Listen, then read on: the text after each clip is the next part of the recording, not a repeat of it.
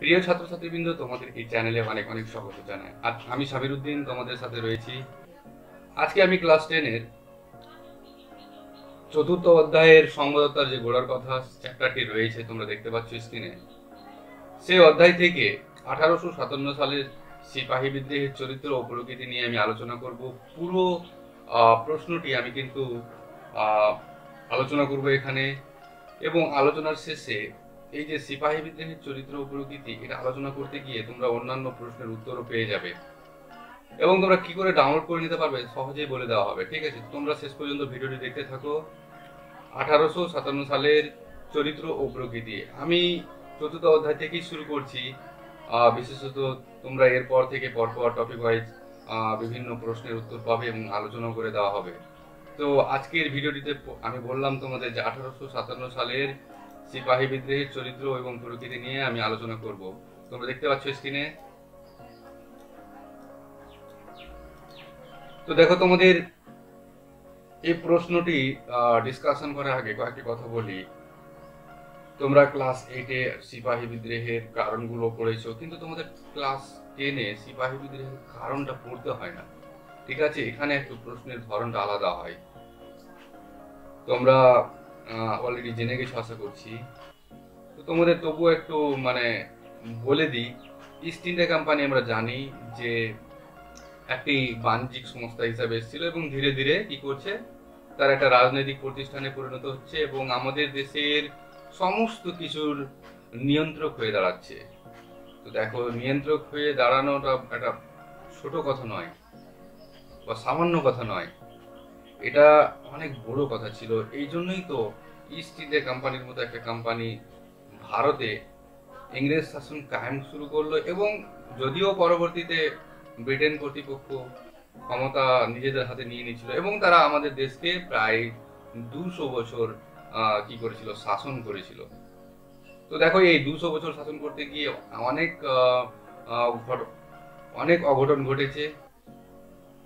বিভিন্ন আহ, তারা ভালো দিক করেছে যেমন, তেমনি তাদের অনেকগুলো আমরা বলবো নেগেটিভ দিক ছিল। ঠিক আছে, ওই জন্যই আমরা দেখব যে তাদের শাসন 1757 সাল থেকে 1857 সালের মধ্যে অনেকগুলো কিন্তু আমরা দেখব একের পর এক বিদ্রোহ, তারপরে আন্দোলন তাদের এগেনস্টে হচ্ছে। তো এরকমই একটা আন্দোলন ছিল কি 1857 সালের সিপাহী বিদ্রোহ, মহাবিদ্রোহ। ঠিক আছে, তো 1857 সালের বিদ্রোহ সম্পর্কে আমি কিন্তু কি বলবো তোমাদের, চরিত্র এবং প্রকৃতি।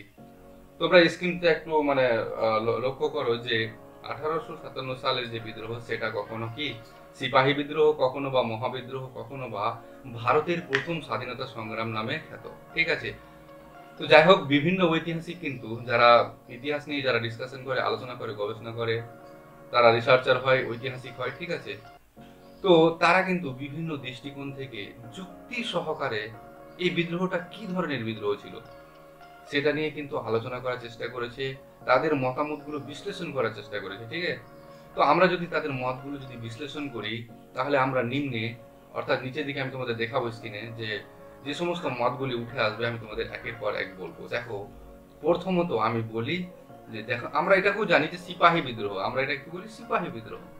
তো দেখো, যে সমস্ত ঐতিহাসিক এটাকে সিপাহী বিদ্রোহ বলছে, এবং কেন তারা এটাকে সিপাহী বিদ্রোহ বলছে, এটা কিন্তু আমি আলোচনা করছি। ঠিক আছে, তো দেখো, বেশ কিছু ঐতিহাসিক আমরা এক্ষেত্রে নাম বলতে পারবো। রবার্টস, জন সিলি, দাদাভাই নরজি, রাজনারায়ণ বসু, দুর্গাদাস বন্দ্যোপাধ্যায়, তারপরে তোমরা দেখবে যে স্যার সৈয়দ আহমেদ খান। যাই হোক, এদের মতো কিছু ব্যক্তি, এবং তার সাথে আমরা রমেশচন্দ্র মজুমদারের কথাও বলতে পারি। তো রমেশচন্দ্র মজুমদার, তার একটা বই আছে কি জানো, history of freedom movement in India গ্রন্থে। ওই গ্রন্থটাতে, ওই বইটাতে ও বলছে একই মত পোষণ করতে, অর্থাৎ বলছে যে 1857 সালের যে বিদ্রোহ, সেটা হচ্ছে কি সিপাহী বিদ্রোহ, মানে একই মত সে দিচ্ছে। এবার দেখো, আর একজন ঐতিহাসিক, তার নাম হচ্ছে কিশোর চাঁদ মিত্র। তিনি বলছে যে এই বিদ্রোহ ছিল একান্ত ভাবেই সিপাহীদের অভ্যুত্থান, মানে সিপাহীদের দ্বারাই কিন্তু এটা সংগঠিত ছিল। এতে গণ আন্দোলনের কোনো উপাদান, অর্থাৎ জনগণ সর্বসাধারণের কোনো কোনো ছিল, অংশগ্রহণ ছিল না, পার্টিসিপেন্ট ছিল না। ঠিক আছে, এটা বলতে চাইছে। তো যাই হোক, তারা কি কি যুক্তি দেখাচ্ছে আমরা দেখবো। দেখো, প্রথম এক নম্বর যুক্তি করে কি দেখাচ্ছে, দেখো যে 1857 সালের বা খ্রিস্টাব্দের যে বিদ্রোহ সেটা সিপাহীদের জন্য এবং সিপাহীদের দ্বারাই সংগঠিত ছিল। প্রথম যুক্তি দাঁড় করাচ্ছে এটা, যে 1857 সালে যে বিদ্রোহ সেটা কি সিপাহীদের দ্বারা এবং সিপাহীদের জন্যই কিন্তু সংগঠিত হয়েছিল, ঠিক আছে। দ্বিতীয়ত বলছে যে দেশীয় রাজশক্তির অধিকাংশই হয় এই বিদ্রোহে নিরপেক্ষ ছিল অথবা নতুবা সিপাহীদের বিরুদ্ধাচরণ করছে। বলছে যে সমস্ত দেশীয় রাজ্য যেগুলোকে ইংরেজিতে প্রিন্সলি স্টেট বলা হয়, দেখো তারা বলছে বেশিরভাগই নিরপেক্ষ ছিল অথবা তারা সিপাহীদের বিরুদ্ধাচরণ করেছিল, ঠিক আছে। এবং 3 নম্বর তারা যেটা যুক্তি দাঁড় করেছে সেটা কি, সেটা হচ্ছে যে শিক্ষিত ও সাধারণ মানুষ এই বিদ্রোহ থেকে দূরে ছিল। শিক্ষিত এবং সাধারণ মানুষ এই বিদ্রোহ থেকে দূরে ছিল। তো তারা মানে এই সমস্ত যুক্তিগুলো দেখাচ্ছে এবং এই জন্য তারা এটাকে বলতে চাইছে কি সিপাহী বিদ্রোহ। দেখো তোমাদের যেহেতু মানে এটা 8 মার্কের মতো করে একটা প্রশ্ন মানে দাঁড় করাতে হবে, ঠিক আছে, এবং 8 মার্কের মতো তোমাদের পরীক্ষাতে লিখতেও হবে। ওই জন্য আমি মেন পয়েন্টগুলো তুলে ধরেই তোমাদের বুঝাচ্ছি এবং তার সাথে সাথে তোমাদের একটা আমি নোটসও তুলে দেবো, ঠিক আছে। তো তোমরা নেক্সট পয়েন্ট দেখো যে আমি কিন্তু একটা অন্যভাবে করেছি। তোমরা দেখতেই পাচ্ছ যে সিপাহী বিদ্রোহকে জাতীয় বিদ্রোহ বলা। দেখো আমি আবার অবলিক দিয়ে লিখেছি যে সিপাহী বিদ্রোহকে সিপাহী বিদ্রোহ না বলার পিছন যুক্তি। আমি এখানে আবার একটা অবলিক দিয়ে লেজু যুক্ত করেছি। বলছে সিপাহী বিদ্রোহকে জাতীয় বিদ্রোহ বলার মানে সিপাহী বিদ্রোহ না বলার পিছনে যুক্তিগুলো কি।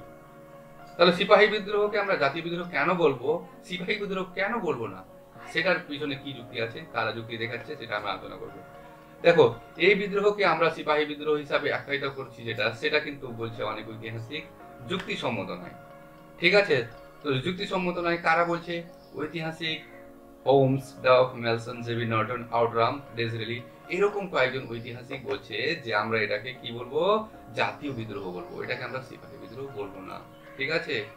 সমাজতন্ত্রবাদের জনক অর্থাৎ কার্ল মার্কস ওও কিন্তু এটাকে কি বলছে, জাতীয় বিদ্রোহ বলে উল্লেখ করছে। তোমাদের যদি শর্ট কোশ্চেনে চলে আসে যে জাতীয় বিদ্রোহের একজন সমর্থকের নাম লিখো, ঠিক আছে, তোমাদের অপশন দিয়ে দিবে, যদি মাল্টিপল চয়েসে দিয়ে দেয় বেশ কিছু ঐতিহাসিকের নাম দিয়ে দিল, একজন কার্ল মার্কসও থাকলো, তাহলে তোমরা যদি জেনে থাকে তোমাদের অবশ্যই পারবে যে জাতীয়তাবাদের একজন সমর্থক ছিল কে, কার্ল মার্কস। তিনি সিপাহী বিদ্রোহকে জাতীয় বিদ্রোহ বলছে, ঠিক আছে। এবার যুক্তি কি দেখাচ্ছে দেখো, এ নম্বর ওরা যুক্তি দেখাচ্ছে যে এই বিদ্রোহ সিপাহীরা শুরু করলেও অচিরেই বিভিন্ন স্থানের অসামরিক ব্যক্তিবর্গ এতে যোগ দিয়েছিল। দেখো বলছে আমরা মানছি যে এই বিদ্রোহটা সিপাহীরা শুরু করেছিল, স্টার্ট করেছিল, ইট ওয়াজ বিগান, ঠিক আছে, ইট ওয়াজ বিগান বাই দ্য সোলজার্স, এটা সিপাহীদের দ্বারা মানে কি ছিল, শুরু হয়েছিল। কিন্তু কিন্তু কি এই বিদ্রোহে বিভিন্ন অসামরিক, দেখো সামরিক ক্রীড়া কারা, আমরা জানি পুলিশ প্রশাসন, সেনাবাহিনী, এগুলো সামরিক মানে কি সামরিক যে ক্যাটাগরি সেটার মধ্যে রয়েছে। কিন্তু অসামরিক কারা, আমরা যদি সাধারণ জনগণের কথা বলি, কৃষকদের কথা বলি, আমরা যদি আরো অন্যান্য শ্রেণীর কথা বলি, ওরা কিন্তু অসামরিক, ওরা সামরিক ক্যাটাগরির লোক নয়। তো বলছে ওরাও কিন্তু এই বিদ্রোহে যোগদান করেছিল। 1 নম্বর যুক্তি বলছে শুধু সিপাহীরা ছিল না, বলছে অসামরিক ব্যক্তিবর্গ এতে যোগদান করেছিল। বি নম্বর বলছে বিদ্রোহীরা সিংহাসনচ্যুত শেষ মুঘল সম্রাট যিনি আমরা জানি তার নাম দ্বিতীয় বাহাদুর শাহ, তোমরা স্ক্রিনে দেখো দ্বিতীয় বাহাদুর, তাকে ওরা সম্রাট, হিন্দুস্তানের বাদশাহ, যেন হিন্দুস্তানের বাদশাহ বলে ঘোষণা করেছিল এবং বিদ্রোহে ঝাঁপিয়ে পড়েছিল। দেখো যদি সিপাহীদের বিদ্রোহ হতো তাহলে সিপাহীদের দ্বারাই হতো, সিপাহীদের মধ্যে সীমাবদ্ধ থাকতো, এটাই বলছে ওরা। কিন্তু বলছে ওরা একটা হিন্দুস্তানের যে তৎকালীন মোগল সম্রাট ওকে ওরা বাদশাহ বলে ঘোষণা করেছিল, তার মানে জনগণ একটা ব্যাপকভাবে আন্দোলনটা চালিয়েছিল, এরা বলতে চাইছে কাউকে লিডার বানিয়ে। এখানে সিপাহীদের দ্বারা পরিচালিত হয়নি শুধু। নেক্সট বলছে যে জাতীয়তাবোধের সঙ্গে রাজনৈতিক উদ্দেশ্য মিশে জাতীয়তাবাদের সৃষ্টি হয়। এখানে একটু তোমাদের বুঝতে হবে জাতীয়তাবাদটা কি। তো তোমাদের আমি শর্টকাটে বলে দিই যে দেখো পৃথিবীতে অনেক দেশ আছে, পৃথিবীতে অবশ্যই অনেক দেশ আছে। তো যে কোনো একটা মনে করো ভূখণ্ড, একটা দেশ, সেখানকার মানুষ যখন সে যে কোনো দেশ হতে পারে, তো আমরা এক্সাম্পল নিয়ে নিলাম আমাদের ভারতেরই। তো কোনো একটা দেশের অর্থাৎ আমাদের ভারতের মানুষ যখন কোনো একটা কারণে, কোনো একটা বিশেষ কারণে, যেমন ভাষা হতে পারে, যেমন আমাদের সংস্কৃতি হতে পারে, বিভিন্ন কারণ হতে পারে, ভাষা, সংস্কৃতি, কালচার, ঠিক আছে, কোনো একটা কারণে যদি ঐক্যবদ্ধ হয়, মানে সারা ভারতের মানুষ যখন ঐক্যবদ্ধ হবে এবং ঐক্যবদ্ধ হওয়ার সাথে তাদের মধ্যে যে অনুভূতি বা ফিলিংস এর যেটা জন্ম হবে, সেটাই হবে কি জাতীয়তাবাদ। আমরা এখানে এক কথা বলতে পারি ঐক্যের অনুভূতি যেটা, ঠিক আছে, সেটাই হচ্ছে কি জাতীয়তাবাদ। বলছে এবার দেখো তোমরা, জাতীয়তাবোধের সঙ্গে রাজনৈতিক উদ্দেশ্য নিয়ে কি মিশে কি সৃষ্টি হয়, জাতীয়তাবাদের সৃষ্টি হয়।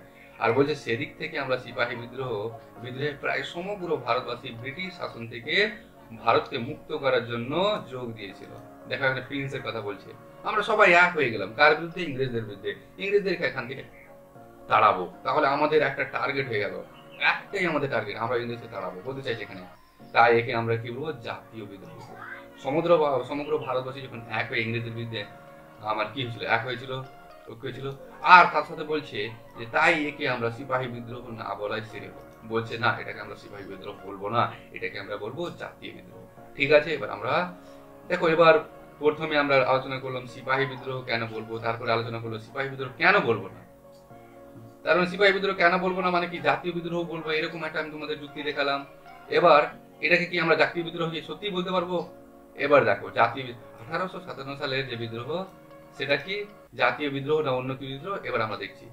তো জাতীয় বিদ্রোহ বলবো না, বলছে এখানে না বলার যুক্তি।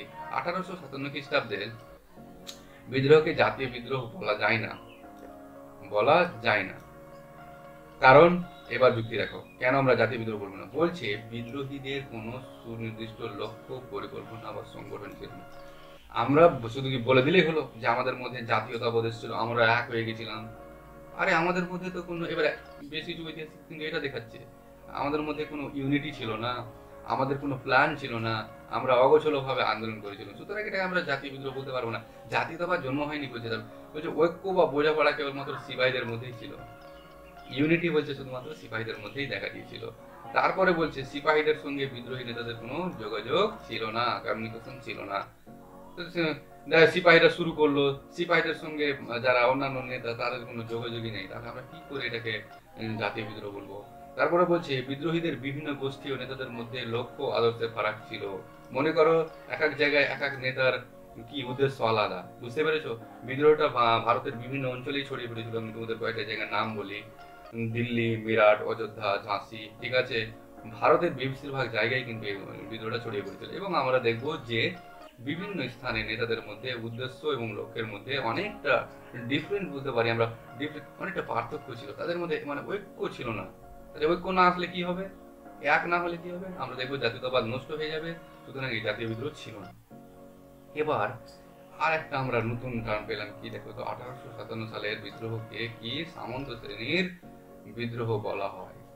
দেখো এটা বলার আগে আমি তোমাদের একটা মানে কথা বলি, সামন্ত শ্রেণী, সামন্ত, এখানে তোমরা শর্টকাটে একটা জিনিস বুঝে রাখো যে তোমরা ক্লাস 9-এ হয়তো পড়েছো, অবশ্যই আশা করছি একটা জিনিস, যে সামন্ত কথাটা তোমরা ওখানে শুনে থাকবে, যে একটা সমাজ ব্যবস্থা ত্রিভুজের মতো একটা চিত্র, উপরে রাজা, তোমরা যেহেতু ফরাসি সমাজের শুনেছো, রাজা কি যাজক অভিজাত, এরকম তোমরা শুনোনি?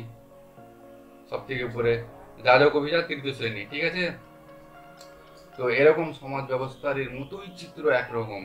তো তোমাদের ওই চিত্রটা এরকম হবে, ধরো রাজা থাকবে, তারপরে কারা নাইটস থাকবে, নাইটস যোদ্ধা, ঠিক আছে, সব থেকে নিচে ভূমিদাস, মানে একটা শ্রেণী বিভাজন থাকবে। ওই শ্রেণী বিভাজনের মধ্যে একটা প্রভাবশালী মানে শ্রেণী থাকবে।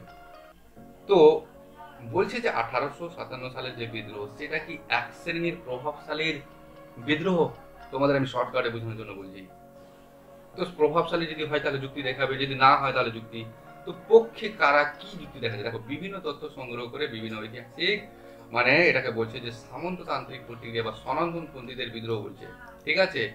এক্ষেত্রে আমরা ডক্টর রমেশচন্দ্র মজুমদার, সুরেন্দ্র সেন, রজনীপাল দত্ত, এরকম কয়েকজন ঐতিহাসিকের নাম বলতে পারবো, ঠিক আছে। ওরা কিন্তু এবার একটা মানে কি কাহিনী শোনাচ্ছে, যে লর্ড ডালহৌসি, তোমরা অবশ্যই নাম শুনেছো, গভর্নর জেনারেল লর্ড ডালহৌসি শক্ত বিরোধ নীতি প্রয়োগ করেছিল কোথায়, ঝাঁসি, ঠিক আছে, অন্যান্য সাতারা, ঝাঁসি, সম্বলপুর, এরকম কয়েকটা জায়গা করেছিল। এবার দেখো ঝাঁসি রানী লক্ষ্মীবাই, পেশোয়া বালাজি বাজিরাওয়ের দত্তপুত্র নানা সাহেব কি হয়েছিল, তাদের রাজ্য হারিয়েছিল। এছাড়াও সাতারা বলে যে জায়গাটা ব্রিটিশ সাম্রাজ্য ছিল, কুশাসনের অজুহাতে কিন্তু অযোধ্যা রাজ্যটিও কিন্তু কি হয়েছিল, ইংরেজরা দখল করে নিয়েছিল। দেখো নতুন যে ল্যান্ড রেভিনিউ বা ভূমি রাজস্ব ব্যবস্থায় অযোধ্যার বিশেষ করে তালুকদাররা, অনেক জমিদার তালুকদার তাদের কি জমি হারিয়েছিল, ফলে রাজ্য হারা রাজা। এবার বলছি শুনেছে যে ইংরেজদের যে পলিসি, তাদের যে নীতি, তাদের যে ভূমি রাজস্ব ব্যবস্থা, সেগুলোর ফলে রাজা রানী, জমিহারা কৃষক, জমিদার তালুকদার এরা কি হচ্ছে, তাদের স্বার্থে আঘাত পেয়েছিল।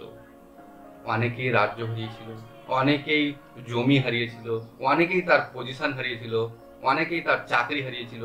তো এরা কি তাদের ভালো মনে কি শান্তিতে থাকবে না, এরা ক্ষুব্ধ হয়ে উঠেছিল। ঠিক আছে, এবং তারা 1857 খ্রিস্টাব্দের বিদ্রোহে যোগ দিয়েছিল যেহেতু তাদের স্বার্থে আঘাত পেয়েছিল।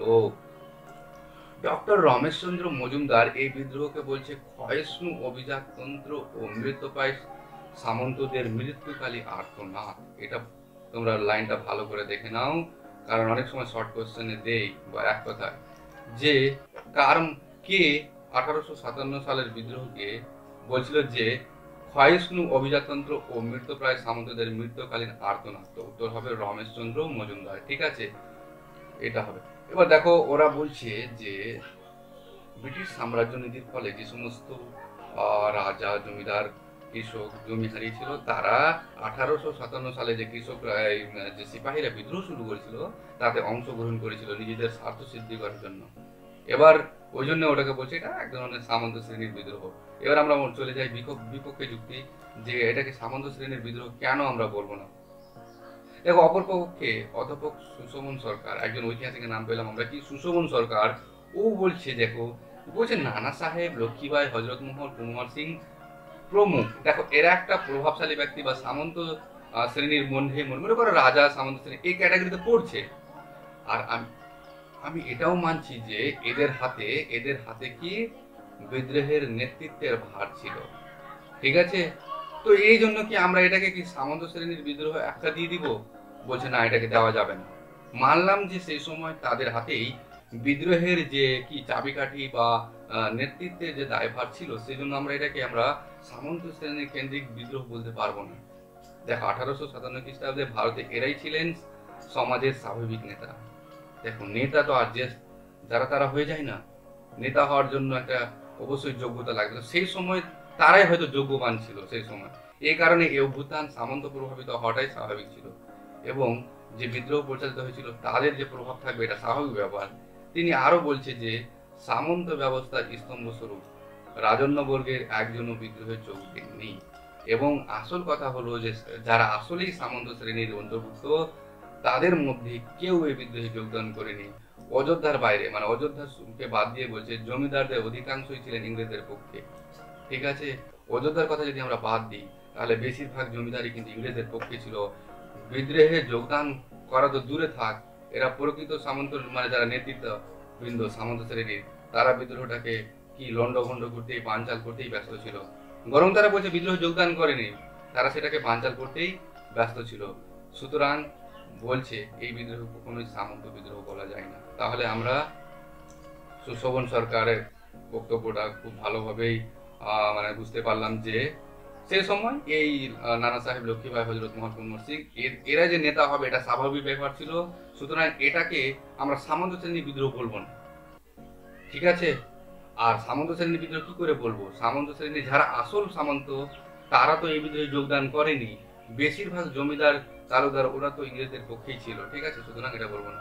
যাই হোক, আবার দেখো একজন ঐতিহাসিক পিসি যোশী বলছে, ও একটা ইউরোপের কয়েকটা উদাহরণ দিচ্ছে। নেপোলিয়নের বিরুদ্ধে রুশ সামন্ত, বলছে ইটালির ঐক্য আন্দোলনে মাসিনি, গ্যারিবাল্ডি, কাপুর ও ভিক্টর ইমানুয়েলের ভূমিকার কথা উল্লেখ করে বলছে যে বিভিন্ন দেশের ইতিহাসে যদি সামন্তদের গৌরব ভূমিকার কথা থাকলেও ভারত ইতিহাসেও তাদের গৌরব ভূমিকা অস্বীকার করা যায় না।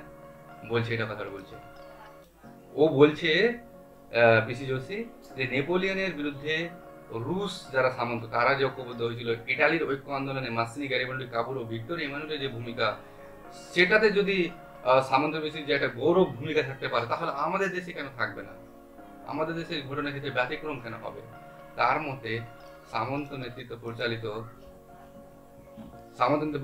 কি বলতো 1857 বিদ্রোহ প্রকৃতপক্ষে একটা জাতীয় বিদ্রোহ ছিল। পিসি যোশী এটাকে জাতীয় বিদ্রোহ বলে উল্লেখ করছে। তাহলে জাতীয়তাবাদের সমর্থক একজনকে পেলাম। এবার আমরা 1857 সালের বিদ্রোহকে প্রথম স্বাধীনতা সংগ্রাম কে বলছে, কেন বলছে আমরা দেখে নেব। ঠিক আছে, তোমরা দেখো এবার। বিনায়ক দামোদর সাভারকার, নামটা ভালো করে মনে করে নিবে, ওকে ভিডি সাভারকার বলা হয় ইন শর্ট। বিনায়ক দামোদর সাভারকার, ভিডি সাভারকার, ওর একটা বই, এই বইটার নামটাও পরীক্ষাতে তোমাদের অনেক সময় আসে। বইটার নাম হচ্ছে ইন্ডিয়ান ওয়ার অফ ইন্ডিপেন্ডেন্স। তাহলে ইন্ডিয়ান ওয়ার অফ ইন্ডিপেন্ডেন্স এই বইটির লেখককে বিনায়ক দামোদর সাভারকার বা ভিডি সাভারকার। ও তার গ্রন্থে সিপাহী বিদ্রোহকে ভারতের প্রথম স্বাধীনতা সংগ্রাম, first war of independence, first war of independence বলে উল্লেখ করছে। ঠিক আছে, তিনি কি যুক্তি দিচ্ছে আমরা একটু দেখে নেব।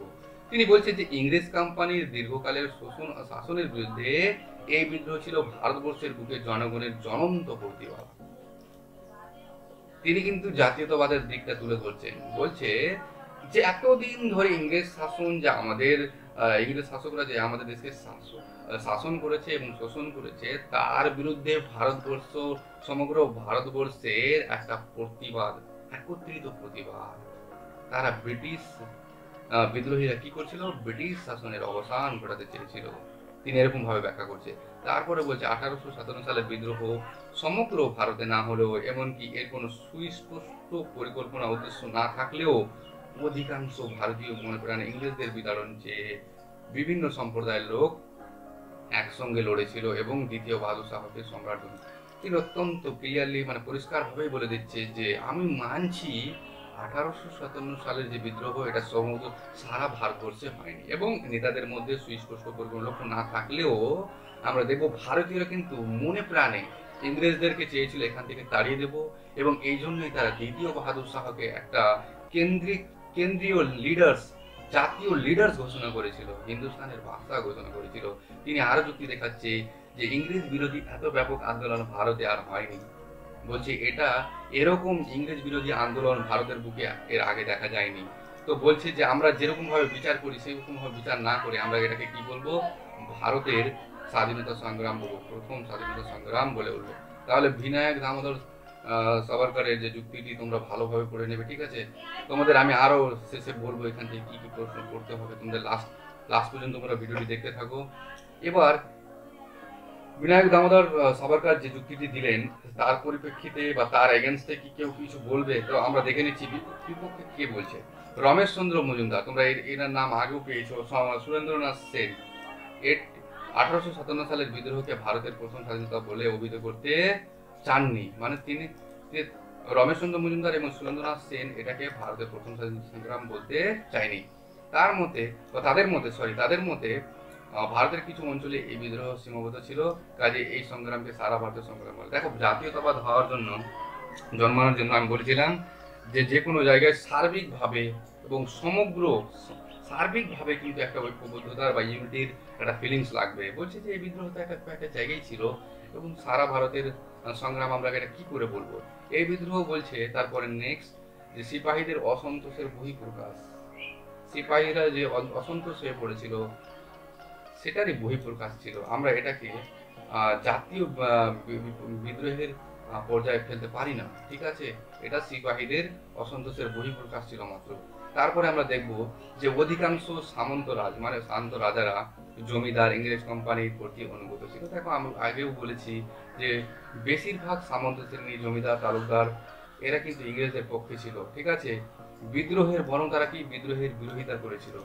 বিদ্রোহীরা সকলের স্বাধীনতা লাভের জন্য নয়, বরং পৃথক পৃথক উদ্দেশ্য সিদ্ধির জন্যই তারা বিদ্রোহে যোগদান করেছিল। বলছে যে সমস্ত লিডার্সকে আমরা এই বিদ্রোহে দেখতে পাচ্ছি, তারা তাদের কি মানে সবার স্বার্থ সিদ্ধির জন্য নয়, তাদের নিজেদের যে স্বার্থ সেটা সিদ্ধির জন্যই, সেটা পূরণের জন্যই কিন্তু বিদ্রোহে ঝাঁপিয়ে পড়েছিল। তাছাড়া একটা বড় পয়েন্ট বলছে, দেখো, শিক্ষিত মধ্যবিত্ত বাঙালি সমাজও সমসাময়িক বাংলার পত্র পত্রিকাগুলিও বিরোধিতা করেছিল।